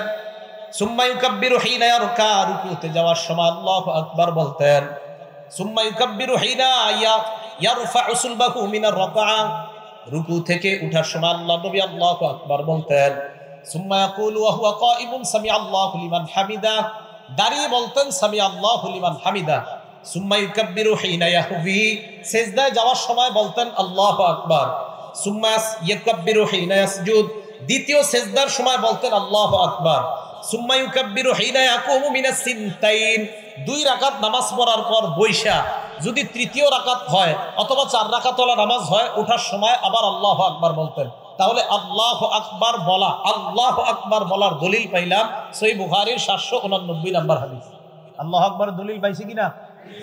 কোন জায়গায় যদি আমি দলিল না দিই খপ করে আমারে ধরবেন আজকে। এইগুলো আল্লাহু আকবার বলার দলিল। এবার হইলো হাত কতটুকু উঠাবো, এই তো। আচ্ছা, মন দিয়ে শুনেন। মুসলিম শরীফের 390 নম্বর হাদিস, মাদ্রাসা পাঠ্যপুস্তক অনুযায়ী, হ্যাঁ কথা শুনেন, মাদ্রাসা পাঠ্যপুস্তক অনুযায়ী 3033টা হাদিস হবে। এই অনুযায়ী মুসলিম শরীফের 390 নম্বর হাদিস। এই হাদিসে আসছে রাসূল আকরাম সাল্লাল্লাহু আলাইহি সাল্লাম যখন নামাজ শুরু করতেন কাব্বারা, আল্লাহু আকবার বলতেন, ওয়া রাফা ইয়াদাই, হাত উঠাইতেন। হাত যখন উঠাইতেন, হাত্তা তাকুনা, হাতগুলা আল্লাহ নবীর এই পরিবার উঠতো, হাত্তা তাকুনা হাজওয়া মানকিবাই, কাঁধ বরাবর উঠাইতেন। বলেন কি বরাবর? খুব মন দিয়ে শুনেন। তাহলে মুসলিম শরীফের 390 নাম্বার হাদিসে পাইলাম কি বরাবর? কাঁধ। বলেন সবাই কি বরাবর? আমি চিন্তা করলাম, আচ্ছা কাঁধ বরাবর পাইলাম, মানে আপনারা টেনশনে পড়ে আছেন, হুজুর আমরা তো কাঁধ বরাবর উঠাই, ঠিক না? আলোচনা পুরা শুনবেন। কাঁধ বরাবর পাইলাম, পাওয়ার পর এবার আমি আরিফ বিন হাবিব চিন্তা বইরা গেলাম, তো কাঁধ বরাবর পাইলাম, দেখি আর কিছু আছে কিনা। এবার মুসলিম শরীফের 391 নাম্বার হাদিস, মানে পরের হাদিসটা, এই হাদিসের বর্ণনাকারী মালিক ইবনুল হুয়াইরিস। এই মালিক ইবনুল হুয়াইরিস বলেন, আন্নাহু রাআ রাসূলুল্লাহ সাল্লাল্লাহু আলাইহি ওয়াসাল্লাম, মালিক ইবনুল হুয়াইরিস আল্লাহ নবীকে দেখলেন, কাব্বারা, উনি তাকবীর বলে নামাজ শুরু করলেন, রফা ইয়াদাই, নামাজে শুরু করার সময় হাত উঠাইলেন। হাত এমন ভাবে আল্লাহ নবী উঠাইলেন, হাত্তা ইউহাজি বিহিমা উযুনাই, দুই হাত কান বরাবর উঠাইলেন। তাহলে 390 নাম্বার হাদিস কাঁধ বরাবর, 391 নাম্বার হাদিস কান বরাবর। বলেন আবার, 390 নাম্বার হাদিস কাঁধ, আর 391 নাম্বার হাদিস কান বরাবর। তাহলে 390 নাম্বার হাদিস মুসলিম শরীফের কাঁধ বরাবর, 391 নাম্বার হাদিস কান বরাবর। এখন কানের লতি নামে কোনো শব্দ শুনছেন নি? কানের লতি আমরা কিন্তু ছোটবেলা থেকে শিখছি, কানের লতি বরাবর। এখন টেনশনে পড়ে গেলেন আপনারা, হুজুর লতির কথা কই পেয়েছেন? এই প্রশ্ন করেও লতির কথা এই 391 নাম্বার হাদিসের শেষে আছে মুসলিম শরীফে। হ্যাঁ, এই হাদিসের শেষে আছে। বর্ণনাকারী কাতাদা। এই কাতাদা রাদিয়াল্লাহু তাআলা আনহুর বর্ণনা, আন্নাহু রাআ রাসূলুল্লাহ সাল্লাল্লাহু আলাইহি ওয়াসাল্লাম কাব্বারা, আল্লাহ নবী তাকবীর বললেন, রফা ইয়াদাই, নবী হাত উঠাইলেন, হাত্তা ইউহাদি বিহিমা ফুরুআ উযুনাই, আল্লাহ নবী দুই হাত কানের লতি বরাবর উঠাইছে। মুসলিম শরীফের 390 নাম্বার হাদিস কাঁধ বরাবর। বলেন কাঁধ কি বরাবর? কাঁধ। 391 নাম্বার হাদিসে দুইটা আমল, একটা হলো কান বরাবর আর একটা কানের লতি বরাবর। এখন আসেন, হুজুর কাঁধ পাইলাম, কান পাইলাম, লতি পাইলাম, আপনারা আবার বক্তব্যে শিখান যে দুই হাতের বৃদ্ধাঙ্গুলি লতি বরাবর থাকা, এটা কই পেয়েছেন? তহাবি শরীফ 1 নম্বর খন্ড 144 নাম্বার পৃষ্ঠা। এই পৃষ্ঠে আছে, রাসূল আকরাম সাল্লাল্লাহু আলাইহি সাল্লাম যখন তাকবীর বলে নামাজ শুরু করতেন, হাত উঠাইতেন। হাত যখন উঠাইতেন তখন রাসূল সাল্লাল্লাহু আলাইহি সাল্লামের হাত্তা ইয়াকুনু ইবহামাহু, নবীর এই দুই বুড়ো আঙ্গুল মুবারক করিবা বিন শাহদাতাই উযুনাই, কানের লতি বরাবর আসতো। এখন আসেন, এখন প্রশ্ন হলো, হুজুর কাঁধ মানবো না কান মানবো না লতি মানবো? এটা হলো প্রশ্ন। আমি আরিফ বিন হাবিব বলবো, আমি এমন এক আমল করবো যে আমলে নবীর 3 হাদিসের উপর আমল হয়। এখন আমার দিকে তাকান, আন্দাজি ঠিক করেন না, বুঝে শুনে করেন। এই দেখেন বুড়ো আঙ্গুল কানের লতি বরাবর আছে। আমার দুই হাতের তালু দেখেন কাঁধ বরাবর, দুই হাতের তালু কি বরাবর? বুড়ো আঙ্গুল কি বরাবর? লতি। আর দুই হাত কান বরাবর। তাহলে লতি বরাবর হাত উঠাইলে কাদের হাদিসের আমল হয়? কানের হাদিসের উপর আমল হয়, লতির হাদিসের উপর আমল হয়।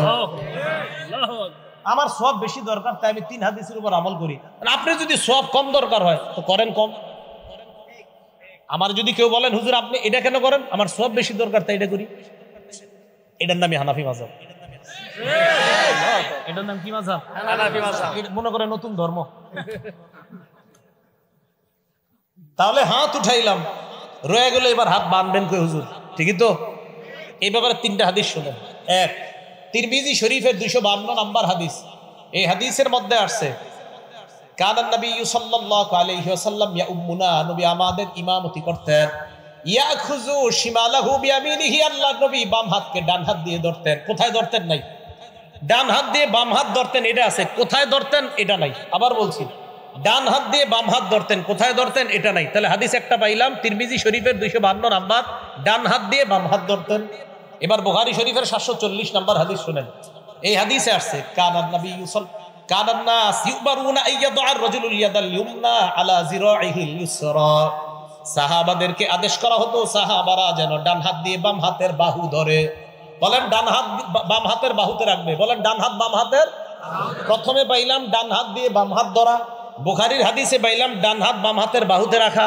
এখন আপনাকে প্রশ্ন, হুজুর আমরা তো কবজি ধরি, এই তো, আর আমরা কবজি ধরি না, তাহলে আবার আগের কথা, এমন এক হাদিসের উপর আমল করবো যে হাদিসে বাহুও আসে, কবজিও আসে, তালুও আসে, যে আমল করলে নবীর 3 হাদিসের উপর আমল হয় এমন কোন হাদিস পাই কিনা দেখি। আবু দাউদ শরীফের 727 নম্বর হাদিস, হাদিস যা বলছি সব সহিহ হাদিস। আবু দাউদ শরীফের 727 নম্বর হাদিস, এই হাদিসে আসছে রাসূল আকরাম সাল্লাল্লাহু আলাইহি সাল্লাম ওয়াদা ইয়াদাহুল ইউমনা আলা যহরি কাফিহিল ইউসরা ওয়ার রুসদি ওয়াস সাইদি, নবী ডান হাত দিয়ে বাম হাত মুবারক এমন ভাবে ধরতেন যে নবীর ডান হাত বাম হাতের তালুর পিঠ ধরতো, বাম হাতের কবজি ধরতো, বাম হাতের বাহু ধরতো। ওই আগের তিরমিজির হাদিসে আছেন 255 নম্বর হাদিসে আছে হাত ধরতেন, বুখারীর 740-এ আছে বাহু ধরতেন, আর আবু দাউদের 727 নম্বর হাদিসে পাইলাম বাহুও পাইলাম, কবজিও পাইলাম, হাতের এই তালুর পিঠও পাইলাম। তো এই হাদিসের উপর আমল করলে বুখারীর হাদিস অনুযায়ী বাহুর উপর আমল হয়, তিরমিজির হাদিস অনুযায়ী হাত ধরার আমল হয়, আবু দাউদের হাদিস অনুযায়ী কবজি, হাতের তালুর পিঠ এবং বাহু সবগুলোর উপর আমল হয়। ভাই আমি এই জন্য এটা পালন করি। আমি কখনো কাউকে আঘাত করে কথা বলা পছন্দ করি না আমি, কিন্তু আমাকে যদি বলেন কেন, আমি বলবো এই কারণে আমি 3 সুন্নাহ পালন করে বেশি সওয়াব চাই। আমি আগেও বললাম ওই জায়গায় আমি বেশি সুন্নাহ পালন করে বেশি সওয়াব চাই। এবার শুনছেন দ্বিতীয় কথাটা, এটাই হানাফি মাযহাব। এটা কি মাযহাব? এটা কোনো নতুন ধর্ম না, এই ভুল বুঝবেন না। এবার আসেন, হাত বাঁধবেন, এই তো কি করবেন, হাত বাঁধবেন। এই কথাগুলোর বিরুদ্ধেও যদি কারো কেউ থাকেন মন দিয়ে শোনেন, শিক্ষিত কোনো যুবক ভাইরা যদি শোনেন, শোনার পরে আমার বিরুদ্ধে কিছু লেখার আগেও আপনি অন্তত মাথাটা লাগায় চিন্তা করবেন যে আসলে রাসূলের সুন্নাহ কোনটা। আর আমি তো কাউকে আঘাত করে কাউকে ইঙ্গিত করে কিছু বলছি না, আমি শুধু বলছি আমার সালাত শুদ্ধ কিনা, আমার সালাত কি কিনা, আমার নামাজ। আমি পড়াশোনা কইরা মনে করছেন যে আন্দাজি আমল করবো, নামাজ শুদ্ধ হবে না, পাগল নাকি আমি? হ্যাঁ, তা আমি পড়ছি কি করতে? একজন ডাক্তার হয়েছে, ডাক্তার হওয়ার পর ওনারা আপনি বললেন তুমি পাগল, বেচারা কষ্ট পাবে না? তা আমি এই 16 বছর 20 বছর পড়াশোনা করলাম ভুল আমল করার জন্য না সঠিকটা জানার জন্য? তাই ভাই আমি আমারটা বলছি। এখন আসেন হাত রাখা, সহিহ ইবনে হিব্বান আরো অনেকগুলা কিতাব আছে, বলে এই জায়গা খালি মুসান্নাফ ইবনে আবি শাইবা মনে রাখবেন। মুসান্নাফ ইবনে আবি শাইবা 3959 3959 নম্বর হাদিস। আলকামা ইবনে ওয়াইল ইবনে হুজুর থেকে বর্ণনা, তিনি বলেন রাআইতুন নাবিয়্য সাল্লাল্লাহু আলাইহি ওয়াসাল্লাম ওয়াদা ইয়াদাহুল ইয়ুমনা আলাল ইউসরা, আমি আল্লাহর নবীকে দেখলাম আল্লাহর নবী ডান হাত দিয়ে বাম হাত ধরছেন, ফিস সালাতি তাহতা সুররা, নামাজের মধ্যে নবীর নিচে হাতটা রাখছে। আমি আল্লাহর নবীকে দেখলাম, আলকামা ইবনে ওয়াইল ইবনে হুজুর বলেন আমি আল্লাহর নবীকে দেখলাম ডান হাত বাম হাতের উপর রাখছে, নাভির নিচে। আর যে আগের আমলটা বললাম যদি এই জায়গায় ধরেন অটোমেটিক আপনার হাত নাভির নিচে চলে যাবে। আল্লাহর নবীকে দেখলাম আমি নাভির নিচে রাখছে। এটা হলো মুসান্নাফ ইবনে আবি শাইবার 3959 নম্বর হাদিসের বর্ণনা, সনদ সহিহ। 3960 নম্বর হাদিস যে বর্ণনা, ওইটারও সনদ সহিহ। ওই বর্ণনার মধ্যে এক তাবির বর্ণনা আছে সনদ সহিহ। উনিও বলছেন যে রাসূল আকরাম সাল্লাল্লাহু আলাইহি সাল্লামের নামাজের পদ্ধতি এটাই যে ডান হাতকে বাম হাতের উপরে রাখা। শুধু তাই না, ইমাম বুখারী রহমতুল্লাহি আলাইহি উস্তাদ ইসহাক ইবনে রাহওয়াই রহমতুল্লাহি আলাইহি বলেন নাভির নিচে হাত রাখা এটা আল্লাহর নিকটে হওয়ার বেশি উপায়। সুবহানাল্লাহ। কার উস্তাদ? কইতে শরম করে, কার উস্তাদ? জি, মানে এটা চিন্তা করে পড়ে গেছেন আপনি, ইন্না হুজুর ইমাম বুখারীর উস্তাদ নাভির নিচের কথা কইছে, টেনশনে পড়ে গেছেন। ইমাম বুখারী রহমতুল্লাহ আলাইহির উস্তাদ ইসহাক ইবনে রাহওয়াই উনি বলেন নাভি তাহতা সুররা, নাভির নিচে হাত রাখাটা আকরাবু ইলাল্লাহ, এটা আল্লাহর কাছে অধিক পৌঁছার এবং আল্লাহর আনুগত্য বেশি প্রকাশ পায় নাভির নিচে হাত রাখলে। আমি কিন্তু বলছি না অন্যগুলা ভুল, এটাও একবারও বলি নাই। আমি বলছি আমি কেন এইভাবে নামাজ পড়ি। তো আমি ভাই এই জন্য বলি ইমাম বুখারী রহমতুল্লাহ আলাইহির উস্তাদ একটা কথা বলছে, তো আপনি ওই যুগে একটা বলছেন, তা আপনারটা আমি কেন শুনবো, ওনারটা না শুইলা? না যদি বলেন না হুজুর আমারটাই শুনতে হবে ওনারটা শুনেন না, তখন আমি কমু আচ্ছা তো কি করা, ঠিক আছে আপনারটাই শুনিয়া আইন, কি করবেন কোন? এই তো ইমাম বুখারী রাহমাতুল্লাহ আলাইহির উস্তাদের কথা তুই আপনারটা শুনবো না। আমি আবারও বলছি আমি এইভাবে কেন নামাজ পড়ি, শুধু এগুলা বলছি। এবার আসেন হাত রাখলাম, রাখার পর এবার সালাত শুরু হয়ে গেল। তো মোটামুটি যেটুকু নিয়ে আপনাদেরকে নতুন ভাবে কিছু শিখাইতে চাই এতটুকু কিন্তু হয়ে গেছে।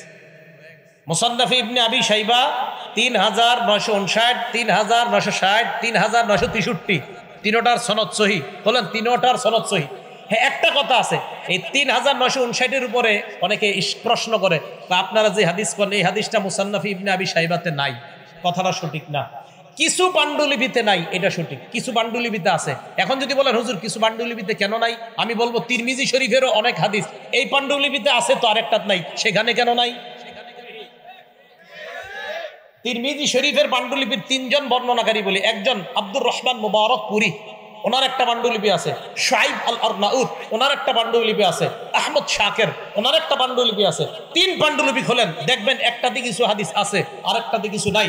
যদি বলেন একটাতে কিছু থাকা আরেকটাতে কিছু নাই, এটা মানি না, তো তিরমিজিও তো মানবেন না, এটা তো ৬ কিতাবের এক কিতাব। তাহলে এই অভিযোগ সঠিক না। সহিহ হাদিস যেখানেই পাবো সেখান থেকে নিব, এটা যেই কিতাবই থাক।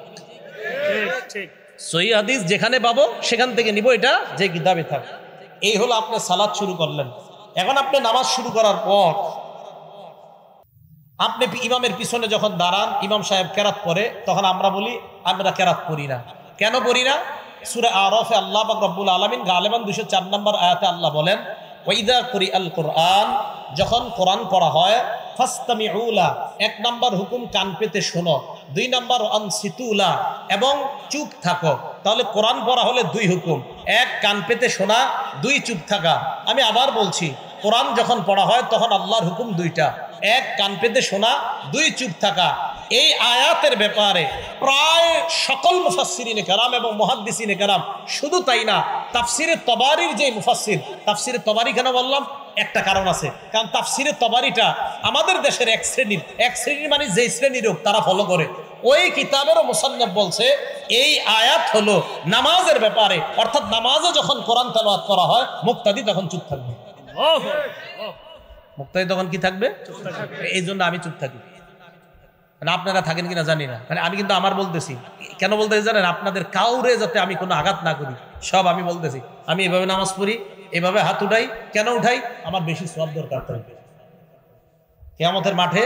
ঠিক আছে, একটা সওয়াবের জন্য, তো ওই দিন যেন আল্লাহ না ঠেকায়, তা আমার সওয়াব বেশি দরকার ভাই। আমি এই কারণে করি, আমি ঝগড়া মুক্ত থাকতে চাই, এই জন্য আমি ঝগড়া করতে চাই না। বলতে পারেন কেন? কারণ নবীজি বলছে, আনা জাইমুন বিবাইতিন ফি রাবজিল জান্নাহ লিমান তারাকাল মিরাআ, যে ব্যক্তি ঝগড়া করা ছেড়ে দেয়, আমি নবী জান্নাতের মাঝখানে তার একটা ঘরের দায়িত্ব নিয়ে নিলাম।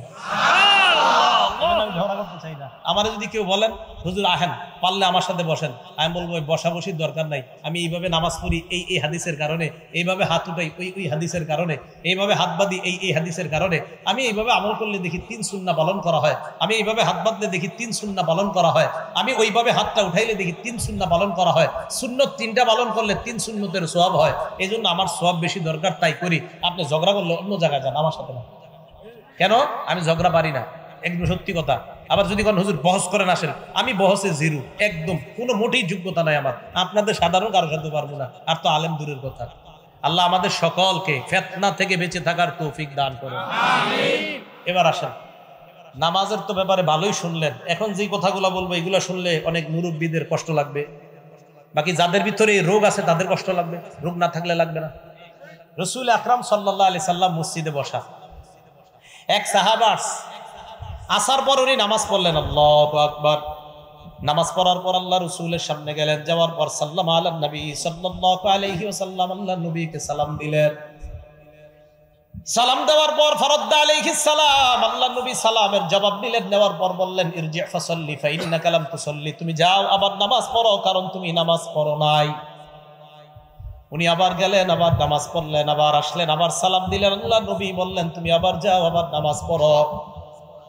আবার গেলেন, আবার নামাজ আদায় করলেন, আবার আল্লাহ নবীকে সালাম দিলেন। সালাম দেওয়ার পর নবী সালামের জবাব নিয়ে বললেন, আবার যাও, তুমি নামাজ পড়ো, তুমি নামাজ পড়ো নাই।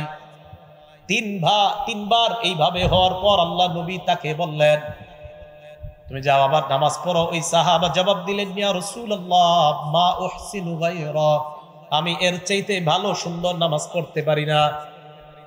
আল্লিমনি, আমাকে আপনি নামাজ কিভাবে পড়তে হয় শিখায়া দেন। নবীজি বললেন, ইদা কুমতা ইলা সালাহ, যখন নামাজের ইচ্ছা পোষণ করবা, ফাকাব্বির, তখন তুমি তাকবীর বলবা। তাকবীর বলার পর ফাকরা মা তায়াসসারা মাকা মিনাল কুরআন, কোরআনের যেই জায়গা সহজ ওই জায়গা থেকে পড়বা। এবার শুনেন, পড়ার পর সুম্মার কার পর রুকু করবা, হাত্তা তাতমাইন্না রাকিআ, ধীরস্থিরতার সাথে রুকু করবা, যতক্ষণ তোমার ইতমিনান না হয় ততক্ষণ তুমি রুকুতে থাকবা। এরপর আল্লাহ নবী বলেন সুম্মার ফারাসাকা মিনার রুকুই হাত্তা তাতাদিলা কাইমা, এরপর রুকু থেকে দাঁড়াইবা, সোজা হয়ে দাঁড়াইবা, বাঁকা হয়ে থাকা যাবে না। হ্যাঁ, সোজা হয়ে দাঁড়াইবা। আমাদের অনেকেই এইভাবে বাঁকা হয়ে থাকে, আর বুঝায় ও ইমাম সাহেব তাড়াতাড়ি সিজদায় যান। বাঁকা হয়ে থাকে, উঠা ভাই হুজুর আমার কাজ আছে, দোয়া তাড়াতাড়ি সিজদায় যান। কষ্ট নিয়েন না, যাদের মাজায় সমস্যা ভিন্ন কথা, যারা এমনি কুজা এদের জন্য না এটা। যারা এমনি সুন্দরভাবে হাঁটতে পারেন কিন্তু নামাজে গেলে রুকু থেকে উঠে এইভাবে দাঁড়ায় থাকেন, হ্যাঁ মানে এইভাবে আপনি বাঁকা হয়ে থাকেন, পুরোপুরি দাঁড়ান না। আল্লাহ নবী কয় হাত্তা তাতাদিলা কাইমা, তুমি পরিপূর্ণভাবে দাঁড়াইবা, সোজা হয়ে দাঁড়াইবা। দাঁড়ানোর পর সুম্মা সুজুদের পর সিজদা করবা, হাত্তা তাতমাইন্না সাজিদা, বিরস্তিরতার সাথে সিজদা করবা।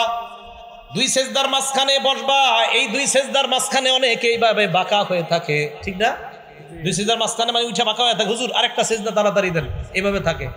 মনে রাখবেন বাঁকা হওয়ার, এই বাঁকা হওয়াটা যদি বেশিরভাগ নিচের দিকে থাকে তো আপনার তো সেজদা একটা হলো।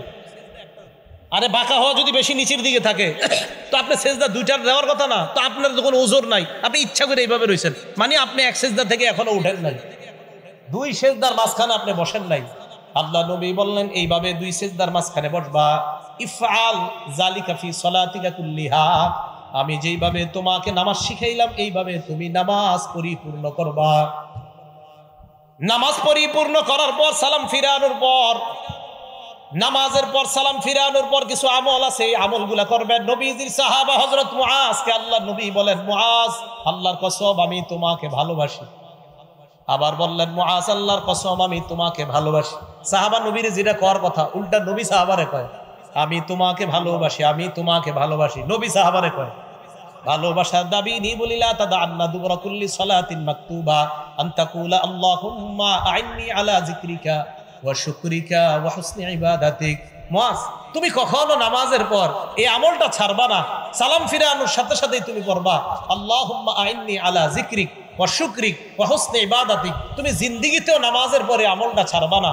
তা আশাবাদী আমি, আপনারা সালাম ফিরানোর পর ইমাম সাহেব যারা আছি, আমি আলহামদুলিল্লাহ আমরা যারা আছি, আমি যেই যেই মসজিদগুলা আমার তদারকিতে আছে সব মসজিদে আমলগুলা সালাম ফিরানোর পর মুসল্লিদেরকে আমল করার সুযোগ দেওয়া। তো আল্লাহুম্মা আইন্নি আলা যিকরিক ওয়া শুকরিক ওয়া হুসনি ইবাদাতিক, এই আমলটা করা। আর আস্তাগফিরুল্লাহ আস্তাগফিরুল্লাহ তিনবার পড়া, আস্তাগফিরুল্লাহ আস্তাগফিরুল্লাহ তিনবার পড়া। আর কিছু তাসবিহাত আছে, তিনবার সুবহানাল্লাহ, তিনবার আলহামদুলিল্লাহ, 33 বার সুবহানাল্লাহ, 33 বার আলহামদুলিল্লাহ, 33 বার আল্লাহু আকবার।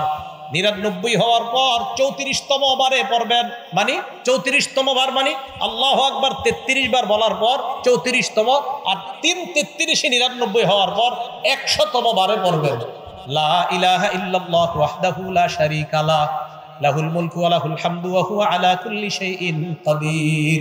এই দোয়াটা যদি কেউ পড়ে, রাসূল আকরাম সাল্লাল্লাহু আলাইহি সাল্লাম বলেন এই 100 বার হওয়ার পর গুফিরাত খাতায়া ওয়া ইন কানাত মিসলা জাবাদিল বাহরি, সমুদ্রের ফেনা পরিমাণ গুনাহ হলেও তার গুনাহ মাফ। সুবহানাল্লাহ। আরেকটা পড়েন আমার সাথে, সুবহানাল্লাহি ওয়া বিহামদিহি, বাস এটুকুই 100 বার কয়বার? এটা যদি 100 বার পড়েন, আল্লাহ নবী বলেন এটা পড়লেও সমুদ্রের ফেনা পরিমাণ গুনাহ যদি হয় তার গুনাহ আল্লাহ মাফ করে দেয়। আর আয়াতুল কুরসি পড়বেন। বুলুগুল মারাম 97 নম্বর হাদিস, এই হাদিসের মধ্যে আসছে ক্বালা রাসূলুল্লাহ সাল্লাল্লাহু আলাইহি ওয়াসাল্লাম মান ক্বারা আয়াতুল কুরসি দুবুরা কুল্লি সালাতিন মাকতুবা, কোন ব্যক্তি যদি ফরজ নামাজের পর আয়াতুল কুরসি পড়ে, লাম ইয়ামনাহু মিন দুখুলিল জান্নাহ ইল্লাল মাউত, মরবে আর জান্নাতে যাবে। এই দুই জান্নাত আর ওই ব্যক্তির মাঝে ব্যবধান হলো মৃত্যুবরণ করা, মারা যাওয়ার সাথে সাথে আল্লাহর জান্নাতের মেহমান। তাহলে আয়াতুল কুরসি পড়া এটা কখনো ছাড়বেন না। মা বোনরা যারা পারেন না দেখে দেখে আয়াতুল কুরসি পড়বেন, আপনারা যারা পারেন না দেখে দেখে আয়াতুল কুরসি পড়বেন। এরপরে যদি মুনাজাতের প্রয়োজন হয়, মুনাজাতে যদি কারো শরীক হইতে মন চায় হবেন, মন না চাইলে হবেন না। কোনো আলেম বলে না যে মুনাজাত নামাজের অংশ, এটা আপনারা শুধু শুধু ইমামদের উপর অভিযোগ দেন ভাই কি যে ইমাম সাহেবরা বলে মুনাজাত নাকি নামাজের অংশ না। মুনাজাত ইমাম সাহেব করে ওনার মন মতো, আপনার মন চাইলে ওনার সাথে শরীক হবেন, মন না চাইলে শরীক হবেন না। মনে রাখবেন নামাজ আলাদা ইবাদত, মুনাজাত আলাদা ইবাদত। মনে থাকবে নামাজ বলেন নামাজ আলাদা ইবাদত, মুনাজাত আলাদা ইবাদত। কোনো মুসল্লি যদি মন চায় আমি মুনাজাত করবো না, আমি দাঁড়ায় সুন্নত পড়বো, আপনি বলেন আপনার কোনো ইমাম সাহেব না করছে কোনোদিন? তা আন্দাজে অভিযোগ দেন কেন? এই জন্য আপনার এরপরে যদি মন চায় উনি মুনাজাত করলে আপনার মন চাইলে ওনার সাথে মুনাজাতে শরীক হবেন, মন না চাইলে শরীক হবেন না। যদি কোন কোথায় আলা ইবনে হাজরামি রাসূল সাল্লাল্লাহু আলাইহি সাল্লামের সাহাবা ফজরের নামাজের পর মুনাজাত করছে, অন্য যারা সামনে ছিল তারা আমিন আমিন বলছে। তারা কি বলছে? আমিন আমিন বলছে। এটা বলার পরে এখন কি বলবে জানেননি অনেকে? হুজুর উনি তো ক্ষেত্র বিশেষ মুনাজাত করছে। অনেকে বলবে কি ক্ষেত্র? তখন বলবে আলা হাজরামি, নবীর সাহাবা আলা হাজরামি তখন বিপদ ছিল খুব, ওই বিপদ থেকে মুক্তির জন্য ফজরের পরে মুনাজাত করছে। আমি জানি এই কথাটা অনেকে বলবে যে আলা হাজরামি বিপদে ছিল, বিপদ থেকে মুক্তির জন্য মুনাজাত করছে। আমরা মুসলমানরা কি কম বিপদে আছি? যদি বলেন না আমি তো হুজুর পুরা বিপদ মুক্ত, তো ঠিক আছে মাশাআল্লাহ, আপনি খতিব হয়ে যান মসজিদে, কিন্তু আপনি এত পেরেশান মুক্ত। একজন খতিব আলোচনা করার আগে হাজারো চিন্তা করে তার একটা আলোচনা করতে হয়। তাহলে মুনাজাত করছে কিনা আলা হাজরামি। বাকি বললাম মুনাজাত এটা বাড়াবাড়ির জিনিস না, কারো মন চাইলে করবে, কারো মন চাইলে করবে না। আলা হাজরামি উনি ফজরের নামাজের পর মুনাজাত করছে। আল বিদায়া আর নেহায়াতে আছে এই বর্ণনা, লম্বা আলোচনা, ইতিহাসের কিতাবে স্পষ্ট লেখা আছে। তো এই লেখার উপর আবার প্রশ্ন উঠবে অনেকের, হুজুর উনি তো একটা বিপদে ছিল তখন, তাই আমরা মুসলমানরা এখন প্রতি মুহূর্তে বিপদে আছি। এবার আসেন মসজিদে যে ঢুকলেন, অনেক আলোচনায় তো শুনলেন কাঁচা রসুন আর কাঁচা পেঁয়াজ খায়া যারা মসজিদে ঢুকেন। কি রসুন আর কাঁচা পেঁয়াজ মুড়ি বানায়া মাত্র খায়াটায় ঢুকছেন মসজিদে, এটা করেন না। তিরমিজি শরীফের 3927 নম্বর হাদিস, ক্বালা রাসূলুল্লাহ সাল্লাল্লাহু আলাইহি ওয়াসাল্লাম, আল্লাহ নবী বলেন আল্লাহর নবিয়্যা নাহা আন হাতাইনি শাজারাতাইন, নবীজি এই দুই গাছ থেকে নিষেধ করেছেন। নবী বলেন মান আকালাহুমা, এই দুই গাছ তথা ইয়ানিল বাসলা ওয়াস সুমা, কেউ যদি পেঁয়াজ এবং রসুন খায় ফালা ইয়াকরাবান্না মাসজিদানা, সেজন্য আমাদের মসজিদের কাছেও না আসে। নবীজি বলেন কেউ যদি কাঁচা পেঁয়াজ আজ কাঁচা রসুন খায় সেজন্য আমাদের মসজিদের কাছে না আসে।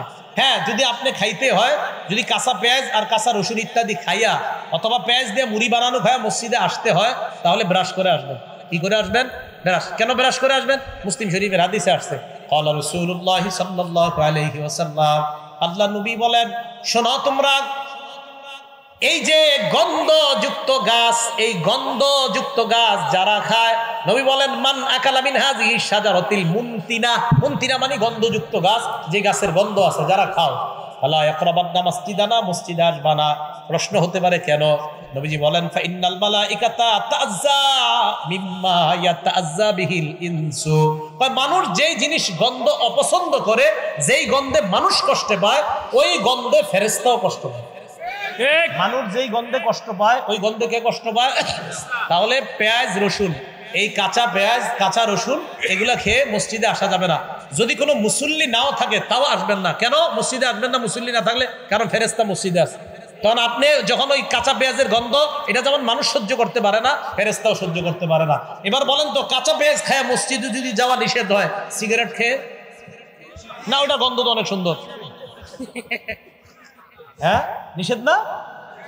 সিগারেটের দলিল কি? সিগারেট যে দুর্গন্ধ, এটা খেয়ে যাওয়া নিষেধ, দলিল কি? এই হাদিস দলিল। কারণ দুর্গন্ধযুক্ত গাছ খেয়ে যদি মসজিদে যাওয়া নিষেধ হয়, যেটা একটা হালাল, পেঁয়াজ হালাল না হারাম? হালাল। রসুন হালাল না হারাম? হালাল। এই হালাল জিনিস খেয়ে মসজিদে যাওয়া নিষেধ। ধূমপানের প্যাকেটের উপরে কি লেখা থাকে? এটা কি এখনো আছে? এখন তো নতুন কথা, ধূমপান মৃত্যু ঘটায়।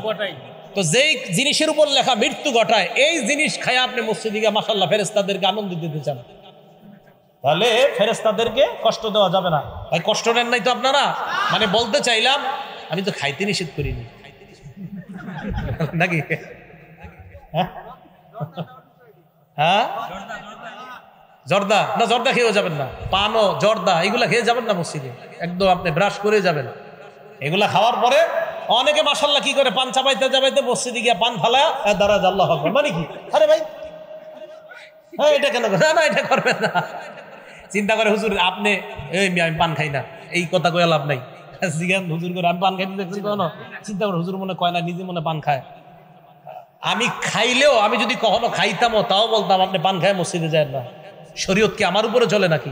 কোরআন সুন্নাহর উপর শরীয়ত চলে মানুষকে। তো পান খেয়েও যাবেন না, বিড়ি সিগারেট এটাও যাওয়া যাবে না। আর হলো আপনার কি, ওই যে পেঁয়াজ রসুন। হ্যাঁ নবীজি বলছে একান্ত যদি তোমাদের ফাইল্লা বুদ্ধা কুনতুম আকিলিহা ফাইন কুনতুম লা বুদ্দা আকিলিহিমা, তোমরা যদি পেঁয়াজ রসুন খেতেই হয়, ফামিতুহুমা তবখ, এইগুলা তোমরা রান্না করে এইগুলাকে সেদ্ধ করো, রান্না করে এইগুলাকে পরিশোধন করে এরপরে খাও, তখন আর গন্ধ হবে না। তাহলে কাঁচা পেঁয়াজ, কাঁচা রসুন ইত্যাদি এগুলা খেয়ে মসজিদে যাওয়া ঠিক না, মসজিদ দুর্গন্ধ করা এটা ঠিক হবে না। আল্লাহ আমাদের সকলকে যে কথাগুলা শুনলাম, বিশেষ করে একটু বসেন, সর্বশেষ জানতে চাই, বলেন তো আমি যে সালাতের পদ্ধতি বর্ণনা করছি এইভাবে কে নামাজ পড়ে? আপনারা বলেন। আপনি কে? হ্যাঁ আমি যেই পদ্ধতি নামাজ পড়ছি আমি ওইটা বলছি। এই জন্য কেউ মনে করবেন না যে না হুজুর আপনি মনে ওনারটা না করছেন, না আমি এভাবে করি। বাকি বুঝার থাকলে তো বুঝে নেবেন। আল্লাহ আমাদের সকলকে